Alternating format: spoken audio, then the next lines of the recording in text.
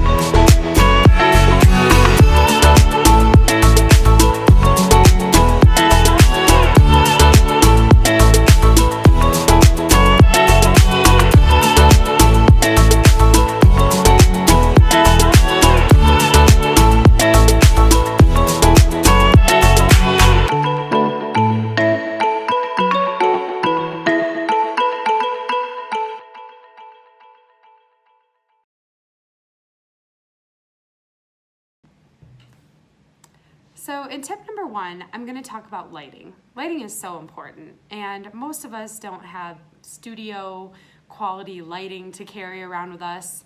Often we've just got our iPhone or our Samsung or whatever in our pocket, and we need to take photos on the go. So it's just important that you consider the lighting that you have available to you when you're going to take a photo.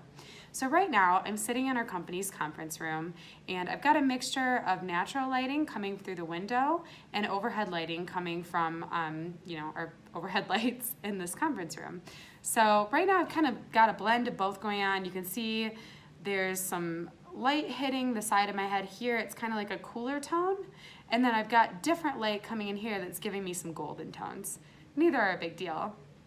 Overall, I'd say this is a pretty well lit photo or video, so you could definitely proceed with lighting here, but there are a few things to avoid. So one, I want to show you how the lighting changes as I move around the room. So right now, luckily, my camera is designed to adjust to different lighting changes when I move to a different area of this room. So right now, I'm still being well lit, even though the background is behind me. However, the background's completely blown out because the video is adjusting to show lighting for my face so that you can see my face, which is the subject of the video. If I want to try moving slightly, you'll see that as I move, it'll readjust, and we can get a blended approach, I think. So here, if I take the photo from here, you can still see me, but you can also get an idea that this is the Denver skyline behind me. So the lighting has changed. Often, depending on the camera that you have, when you are taking a photo that is backlit by a window, it won't always adjust very well. It'll read the lighting from back here instead of the lighting from here, which is what you want it to do. So you may have to play around with your phone settings if you're having a hard time getting it to light a face if there's a lot of light coming in from the background. This doesn't just happen with a window, but a window is one of the most common issues you run into with lighting. One way to get around it is to remember that you can use the light coming in from the window to your advantage.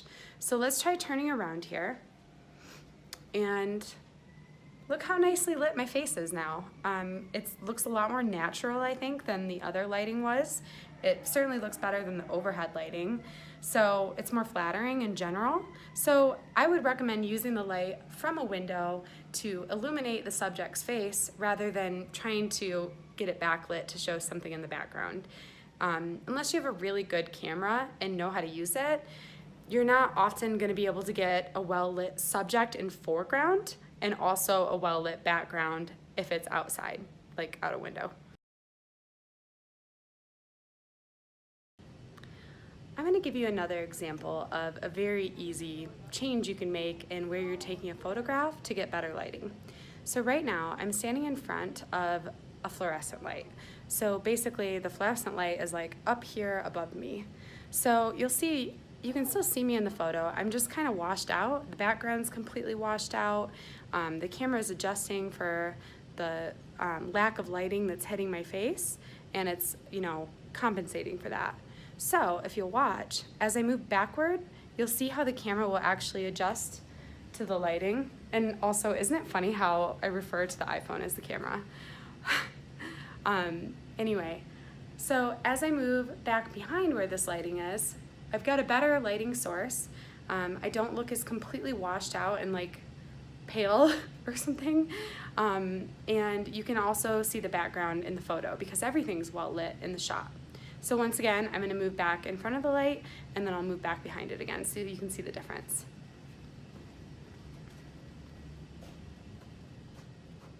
This is with the light in the background.